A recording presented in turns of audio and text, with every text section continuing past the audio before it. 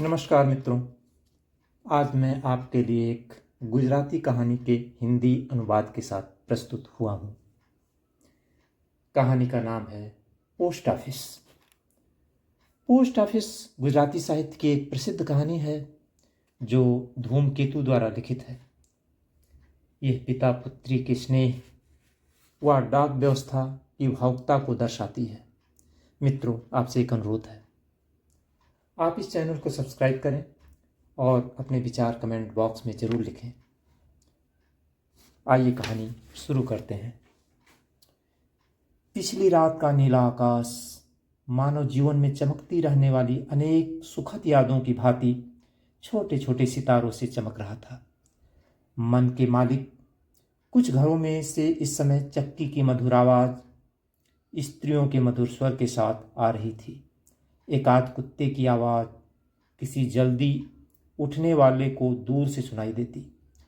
जूते की चाप या किसी असमय जागे हुए पक्षी के स्वर के अलावा शहर नितांत शांत था। लोग मीठी नींद में खर्राटे भर रहे थे और जाड़े की ठंड के कारण रात ज़्यादा गहरी बन रही थी। जानलेवा जाड़े की ठंड कातिल हथियार की भांति अपना प्रभाव सर्वत्र फैलाए हुए था। बूढ़ा कांपता और डगमगाता शांत चित्त से शहर के दरवाजे से बाहर होकर एक सीधी सड़क पर आ पहुंचा और धीरे धीरे अपनी पुरानी छड़ी के सहारे आगे बढ़ा। सड़क के एक ओर वृक्षों की कतार थी और दूसरे ओर था शहर का बगीचा। यहाँ ठंड अधिक थी। रात गहरी काली बनती जा रही थी। हवा आर पार बेतती निकलती जा रही थी और शुक्र के तारे का मधुर प्रकाश झरती बर्फ से ठंडे ढेले सा गिर रहा था।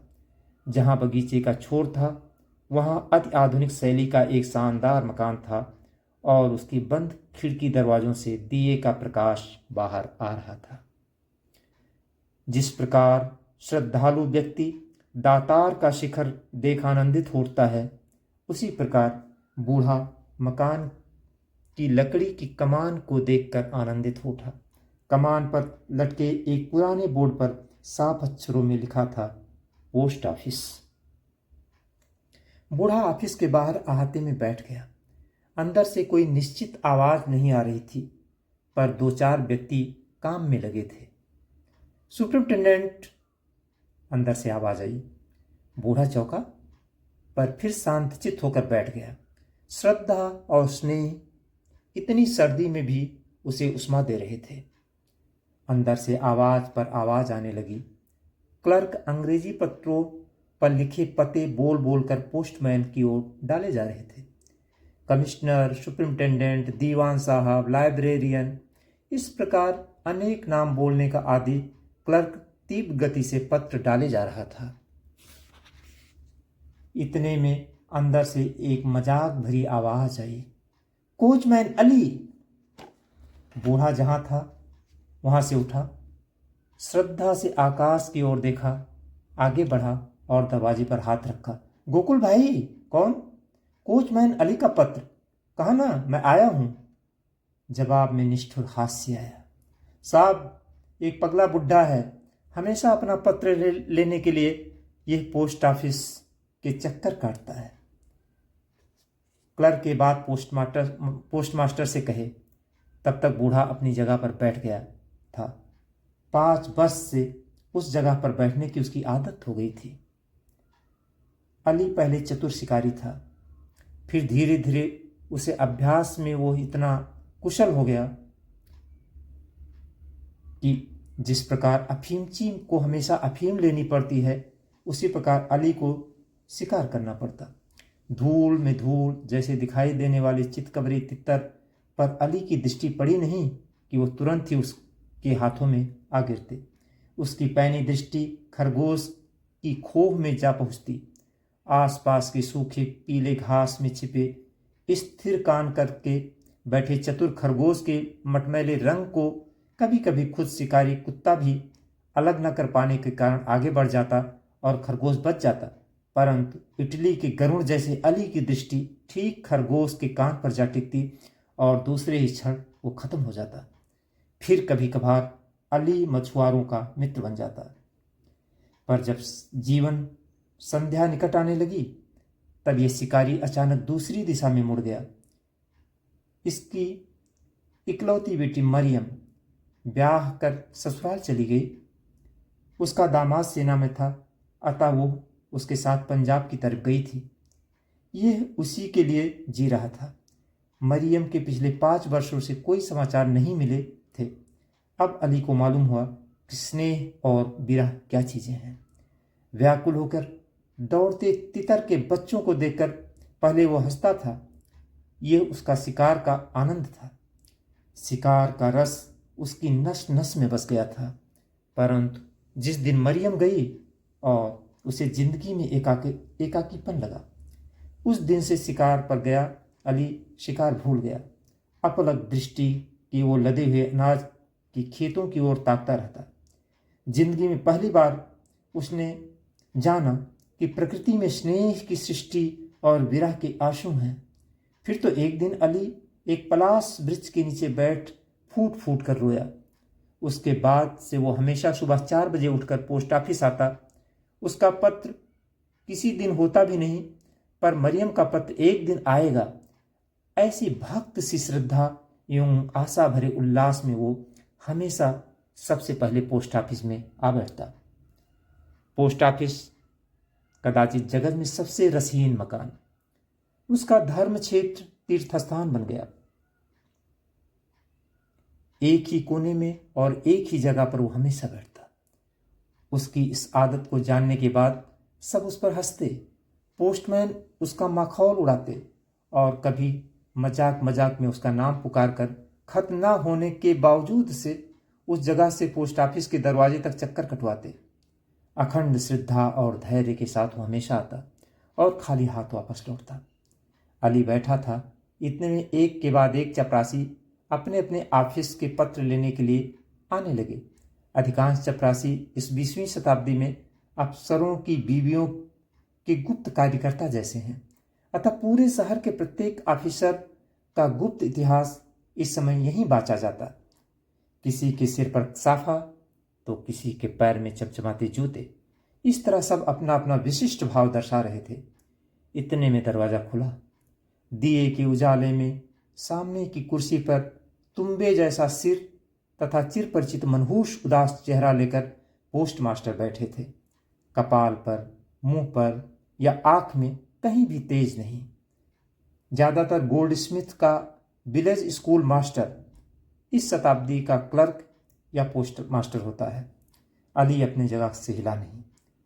पुलिस कमिश्नर, क्लर्क ने आवाज दी और एक थिरकते हुए जवान ने पुलिस कमिश्नर का पत्र लेने के लिए हाथ बढ़ाया। सुपरिंटेंडेंट, दूसरा एक चपरासी आगे आया और इस प्रकार वो सहस्त्र नामावली हमेशा क्लर्क विष्णु भक्त की भांति पड़ जाता। अंत में सब चले गए। अली उठा। पोस्ट ऑफिस जैसे कोई चमत्कार हो, इस बात उसे नमस्कार करके चला गया। अरे शताब्दियों पूर्व का ग्रामीण, यह व्यक्ति पागल है? पोस्टमास्टर ने पूछा। हाँ, कौन? अली ना? हाँ साहब, 5 वर्ष से, चाहे तो ऋतु हो फिर भी वो, चाहे जो ऋतु हो फिर भी वो पत्र लेने आता है, क्लर्क ने जवाब दिया। अरे साहब, पर इसका दिमाग खराब हो गया है। पागल बहुत विचित्र होते हैं। हाँ, अहमदाबाद में एक मर्तबा एक पागल देखा था। वो सारा दिन धूल के ढेर ही बनाता रहता था, बस दूसरा कुछ नहीं। दूसरे एक पागल को हमेशा नदी के किनारे जाकर शाम के वक्त एक पत्थर पर पानी डालने की आदत थी। अरे एक पागल को तो सारा दिन आगे और पीछे चलने की ही आदत थी। दूसरा एक कविता गाता रहता था। एक व्यक्ति अपनी गाल पर थप्पड़ ही मारता रहता था और फिर कोई दूसरा मार रहा है यह मानकर रोया करता था। आज पोस्ट ऑफिस में पागल पुराण चल रहा था। हमेशा ऐसे एकाध प्रकरण छेड़कर उस पर 2-4 मिनट बात करते। आराम करने की आदत सारे क्लर्कों में शराब की लत सी बैठ गई है। पोस्ट मास्टर उठे और जाते जाते बोले, गजब है, पागलों की भी एक दुनिया लगती है। पागल हमें पागल समझते होंगे और कदाचित पागलों की सृष्टि कभी की सृष्टि होगी। अंतिम बात कहते कहते पोस्टमास्टर हंसते हुए चले गए। एक क्लर्क कभी कभार कविता करने लगता था। इस पर सब उसे चिढ़ाते, इसीलिए पोस्टमास्टर ने अंतिम वाक्य उसकी ओर मुड़कर हंसते हुए कहा था। पोस्ट ऑफिस पहले सा ही शांत हो गया। एक दफा अली 2-3 दिन तक नहीं आया। अली के मन को समझ सके ऐसी सहानुभूति या विशाल दृष्टि पोस्ट ऑफिस में किसी के पास नहीं था। पर वो क्यों नहीं आया, ये कौतूहल सबको हुआ। फिर अली आया, पर उस दिन वो हाफ रहा था और उसके मुख पर जीवन संध्या के स्पष्ट चिन्ह अंकित थे। अली ने आज बहुत आतुर होकर पूछा, मास्टर साहब, मेरी मरियम का पत्र आया है? उस दिन पोस्टमास्टर बाहर गांव जाने की जल्दी में थे और ये सवाल सहन कर सके इतना शांत दिमाग उनका नहीं था। भाई, तुम भी कैसा आदमी हो? मेरा नाम अली है। अली का असंबद्ध जवाब मिला। हाँ, पर तुम्हारी मरियम का यहाँ नाम लिख रखा है। आधी से ज्यादा जिंदगी जिसने शिकार में गुजार दी हो, उसे क्या पता कि मरियम का नाम सिवा उसके पिता के किसी दूसरे के मन में 2 अधीली कीमत का भी नहीं है। पोस्टमास्टर आग बबूला हो उठे। पागल है क्या? जा जा, तेरा पत्र आएगा तो कोई खा नहीं जाएगा। पोस्टमास्टर जल्दी से चले गए और अली मंद कदमों के से बाहर निकला। निकलते निकलते एक बार मुड़कर पोस्ट ऑफिस की ओर देख लिया। आज उसकी आंखों में अनाथ के आंसू की नमी थी। अश्रद्धा न थी, पर धैर्य का अंत आ गया था। एक क्लर्क उसके पीछे आता दिखाई दिया। अली उसकी तरफ मुड़ा। भाई, क्या है? देखो, ये मेरे पास है। ऐसा कहते हुए अली ने एक डिबिया में से 5 गिन्नियां निकाली। यह देख क्लर्क चौंका। चौंको मत, तुम्हारे लिए उपयोगी चीज है, मेरे लिए इसका कोई उपयोग नहीं। पर एक काम करोगे? क्या? ये ऊपर क्या दिखाई दे रहा है? अली ने शून्य आकाश की ओर उंगली उठाई। आकाश? ऊपर अल्लाह है, उसकी साक्षी में तुम्हें पैसा दे रहा हूं। मेरी मरियम का पत्र आए तो उन्हें पहुंचाना होगा। क्लर्क आश्चर्य से जड़ होकर खड़ा रहा। कहां पहुंचाना होगा? मेरी कब्र पर। हैं? सच कहता हूं, आज अब अंतिम दिन है। अंतिम। मरियम नहीं मिली, पत्र भी नहीं मिला। अली की आंखों में नशा था। उससे अलग होकर क्लर्क धीरे धीरे चला गया। उसकी जेब में 3 तोला सोना पड़ा था। अली फिर किसी भी दिन दिखाई नहीं दिया और फिर उसकी खोज खबर लेने की चिंता तो किसी को थी नहीं। एक दिन पोस्टमास्टर कुछ परेशानी में थे। उनकी बेटी दूर देश में बीमार थी और उसके समाचार की प्रतीक्षा करते हुए वे शोक में डूबे थे। डाक आई और पत्रों का पुलिंदा उठाया। रंग देखकर ये अपना ही लिफाफा है ऐसा मानते हुए पोस्टमास्टर ने शीघ्रता से एक लिफाफा उठा लिया, पर उस पर पता लिखा था कोचमैन अली। उन्होंने उसे ऐसे ही नीचे डाल दिया मानो कि बिजली का करंट लगा हो। खेद और चिंता के कारण कुछ क्षणों में उनका कठोर अफसरी स्वभाव गायब हो गया और मानव स्वभाव उभर आया। उन्हें एकदम से याद आया कि ये उस बूढ़े का ही लिफाफा है और शायद उसकी पुत्री मरियम का। लक्ष्मीदास, उन्होंने एकदम आवाज दी। लक्ष्मीदास वही व्यक्ति था जिसे अली ने अंतिम घड़ी में पैसे दिए थे। क्या साहब, वो तुम्हारा बूढ़ा कोचमैन अली अब आज कहाँ है? वो तलाश करेंगे।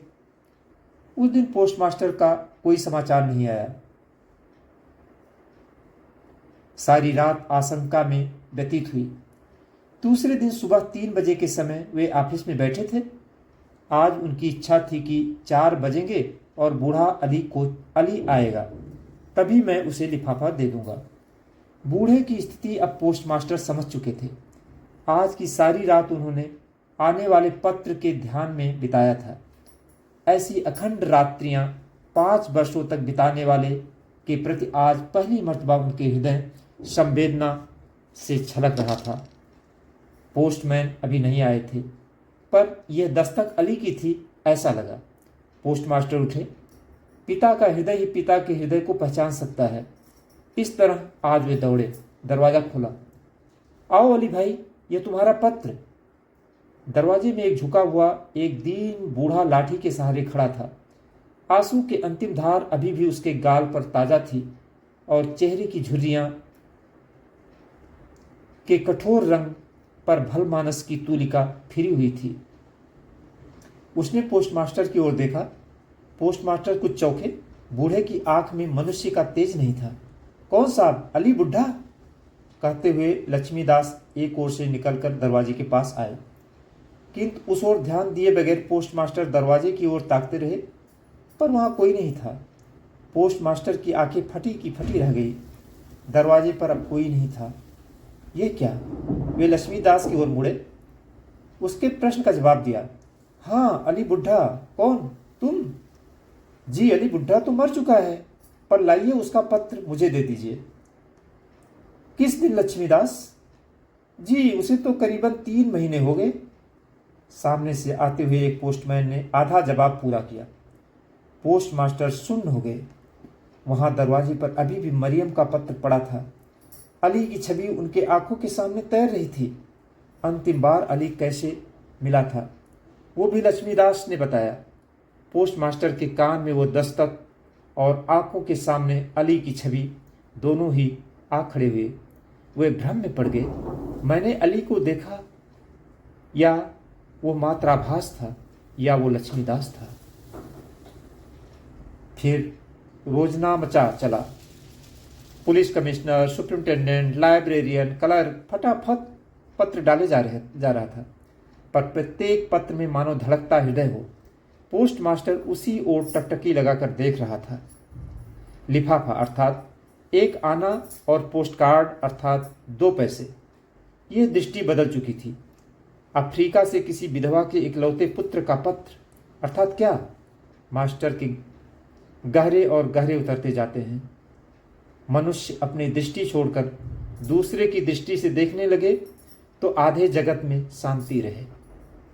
उस सांझ लक्ष्मीदास और पोस्टमास्टर धीरे धीरे अली की कब्र की ओर जा रहे थे। मरियम का पत्र साथ में ही था। कब्र पर पत्र रखकर पोस्टमास्टर और लक्ष्मीदास वापस लौटे। लक्ष्मीदास, आज सुबह सबसे पहले तुम ही आए थे, क्यों? जी हाँ। और तुमने कहा अली बुढ़ा? जी हाँ। पर तब समझ में नहीं आया कि क्या? हाँ ठीक है, कुछ नहीं। पोस्टमास्टर ने जल्दी से बात बदल दी। पोस्ट ऑफिस के आंगन तक आकर लक्ष्मीदास से अलग हो पोस्टमास्टर सोच में पड़े हुए अंदर चले गए। अली को समझ न सकने का कारण उनके पितृ हृदय अपने को अपराधी मान रहा था। आज भी उनकी पुत्री का कोई समाचार नहीं मिला। समाचार की चिंता में उन्हें रात बिताना पड़ा। आश्चर्य, शंका और पश्चाताप के ताप से जलते हुए वे अपनी दालान में बैठे थे और पास रखी कोयले की अंगीठी में से गर्मी आ रही थी। धन्यवाद।